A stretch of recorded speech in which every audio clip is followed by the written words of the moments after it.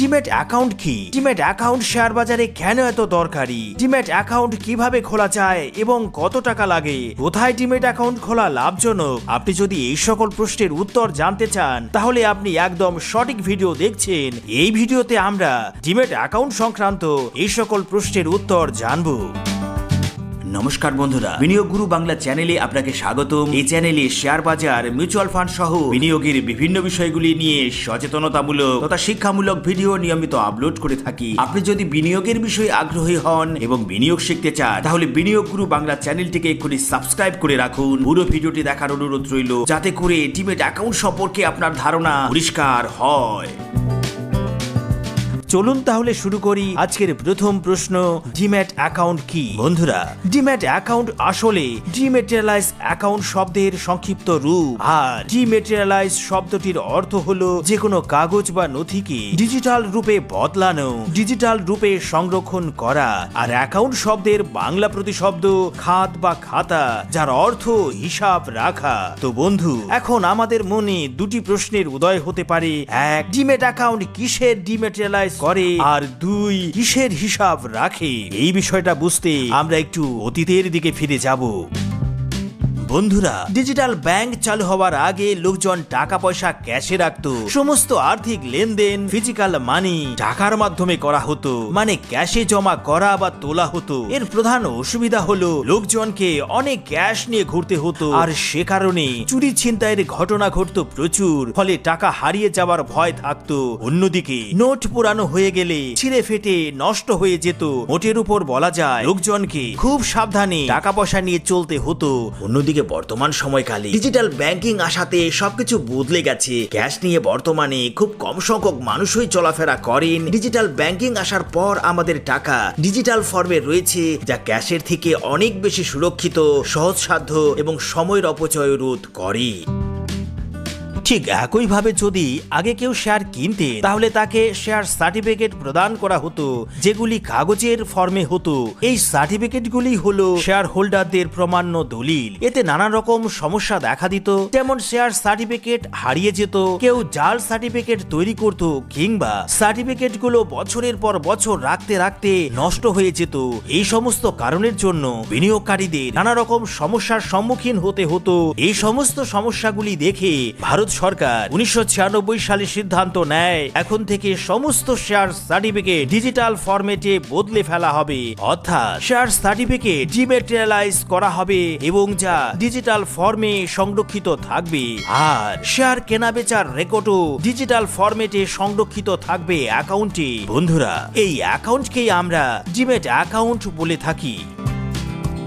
যেমনটি ব্যাংকে আমাদের টাকা ডিজিটালি জমা হয়ে থাকে, আর আমরা যখন খরচ করি তখন তার রেকর্ড আমাদের ব্যাংক অ্যাকাউন্টে ডিজিটালি হয়ে থাকে। মানে এমন অ্যাকাউন্ট যেখানে আমাদের কেনা সমস্ত শেয়ারের হিসেব ডিজিটালি সংরক্ষিত থাকে, আর যেখানে আমাদের সমস্ত কেনা ও বেচা শেয়ারের হিসেব রাখা হয় তাকে ডিম্যাট অ্যাকাউন্ট বলা হয়। এখন আপনি যদি কোনো কোম্পানির একটি শেয়ার কেনেন তাহলে সেটা আপনার ডিম্যাট অ্যাকাউন্টে অটোমেটিক্যালি সেভ হয়ে যায়। আপনি ডিম্যাট অ্যাকাউন্টকে মানি ব্যাগের সঙ্গে তুলনা করতে পারেন, যেখানে শুধুমাত্র শেয়ার রাখা যায়। আপনি শেয়ার কিনলে আপনার শেয়ার এই মানি ব্যাগে জমা হবে, আর সেটা বিক্রি করলে আপনার মানি ব্যাগ থেকে বের হয়ে তবেই বিক্রি হবে।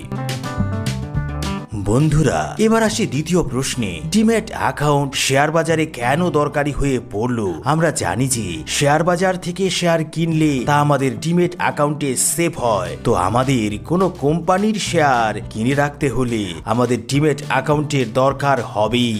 আর ডিম্যাট অ্যাকাউন্ট ছাড়া আমরা শেয়ার কিনে রাখতে পারবো না।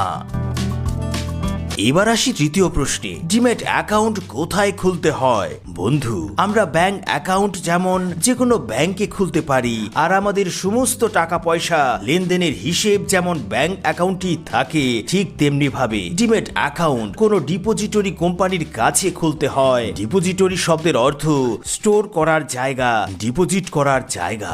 ডিপোজিটরিতে কি ডিপোজিট করা হয়? শেয়ার। আপনি ঠিক শুনেছেন, কিন্তু ছোট একটি পার্থক্য রয়েছে। ভারতবর্ষ ভারতবর্ষে হাজার হাজার ব্যাংক রয়েছে, যে কোনো ব্যাংকে আমরা ব্যাংক অ্যাকাউন্ট খুলতে পারি, কিন্তু ডিম্যাট অ্যাকাউন্টের জন্য মাত্র দুটি ডিপোজিটরি কোম্পানি রয়েছে ভারতবর্ষে যেখানে আমরা ডিম্যাট অ্যাকাউন্ট খুলতে পারি। প্রথম ডিপোজিটরি কোম্পানির নাম CDSL, central depository service limited, আর দ্বিতীয় ডিপোজিটরি কোম্পানির নাম NSDL, national securities depository limited. আমাদের ডিম্যাট অ্যাকাউন্টগুলো শুধুমাত্র এই দুটি ডিপোজিটরি কোম্পানিতেই খোলা যায়। এখন আপনার মনে প্রশ্ন আসতে পারে, ব্রোকারেজ ফার্মে ডিম্যাট অ্যাকাউন্ট খোলা যায় কেমন করে? আসলে ব্যাংক অ্যাকাউন্টের মতো ডিপোজিটরিতে অ্যাকাউন্ট খোলা যায় না। ডিম্যাট অ্যাকাউন্ট সব সময় কোনো না কোনো ব্রোকারেজ ফার্মের মাধ্যমেই খোলা যায়। যে কোনো ব্রোকারেজ ফার্ম যেমন zerodha বা groww কিংবা এঞ্জেল ওয়ান, তারা এই দুটি ডিপোজিটরি কোম্পানির সাথেই সংযুক্ত। ভারতে হাজারো ব্রোকারেজ ফার্ম রয়েছে যেগুলি এই দুটি ডিপোজিটরি কোম্পানি হয় CDSL না হয় NSDL এর সাথে লিংক রয়েছে। আপনি যে কোনো ব্রোকারেজ ফার্ম থেকে ডিম্যাট অ্যাকাউন্ট খুলুন না কেন, আপনার ডিম্যাট অ্যাকাউন্ট CDSL কিংবা NSDL থেকেই খুলবে। যেমন আমার ডিম্যাট অ্যাকাউন্টটি zerodha থেকে খুলেছি আর zerodha CDSL এর সাথে রয়েছে, তাহলে আমার ডিম্যাট অ্যাকাউন্ট CDSL এর রয়েছে। তো বন্ধুরা, আমরা জানলাম যে আমাদের ডিম্যাট অ্যাকাউন্ট কোনো ডিপোজিটরি কোম্পানিতে খোলা হয়ে থাকে, আর ভারতে মাত্র দুটি ডিপোজিটরি কোম্পানি রয়েছে। আপনি যেখানে ডিম্যাট অ্যাকাউন্ট খুলুন না কেন, তা হয় CDSL না হয় NSDL থেকেই খুলবে।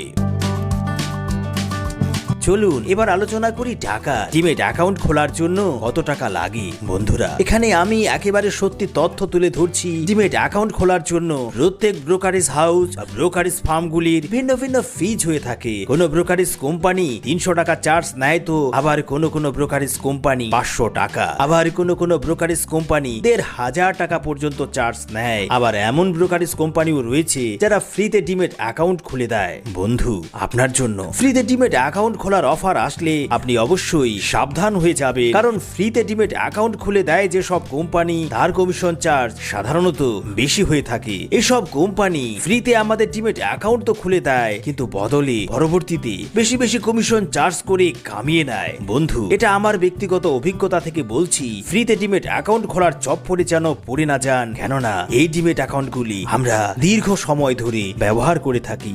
তাই কিছু টাকা বাঁচাতে গিয়ে যেন প্রত্যেক বছর কমিশন হিসাবে হাজার হাজার টাকা চলে না যায়, তাহলে এটা একটা ভুল সিদ্ধান্ত হয়ে যাবে। বন্ধুরা, এবার আসি আজকের শেষ টপিকে, কোথায় ডিম্যাট অ্যাকাউন্ট খোলা সঠিক হবে। বন্ধু, এই প্রশ্নের উত্তর দেওয়া কঠিন, কারণ এটা এক একজনের ক্ষেত্রে এক এক রকম হয়, আর এটা কখনোই হয় না যে আমার যেটা পছন্দ সেটা আপনারও পছন্দ হতে হবে। কিন্তু আমার অভিজ্ঞতা থেকে এবং বিনিয়োগের পরিপ্রেক্ষিতে কিছু কথা বলতে চাই। বন্ধু, বিনিয়োগের থেকেও বেশি দরকারি হলো সেভিংস বা সঞ্চয়। যদি আপনি টাকা পয়সা সঞ্চয় করতে না পারেন, তাহলে আপনি বিনিয়োগ করার টাকা সংগ্রহ করবেন কোথা থেকে? ওয়ারেন বাফেট সঠিক কথাটি বলেছেন, এক সঞ্চয় করার টাকা এক কামানো টাকার একদমই আলাদা নয়। এই কারণে আমি এমন ডিম্যাট অ্যাকাউন্ট খোলার পরামর্শ দেব যেখানে অ্যাকাউন্ট খোলার কিছু টাকা দিতে হলেও যেন কমিশন কম কাটে, যাতে করে দীর্ঘ সময় ধরে আমাদের হাজার বা লাখ টাকা বেঁচে যায়। এই বেঁচে যাওয়া টাকা বিনিয়োগ করে আমরা আরো লাভবান হতে পারি। কোনো সিদ্ধান্ত নেওয়ার আগে, বিশেষত টাকা কড়ির বিষয়ে, আপনি অবশ্যই ভেবেচিন্তে সিদ্ধান্ত নেবেন। দীর্ঘ সময় বিনিয়োগকালে এর রেজাল্ট কি হতে পারে। আপনি বিশ্বাস করুন, আপনার এই স্বল্প সময়ের ভাবনা চিন্তা আপনার হয়তো হাজার বা লাখ টাকা বাঁচাতে পারে।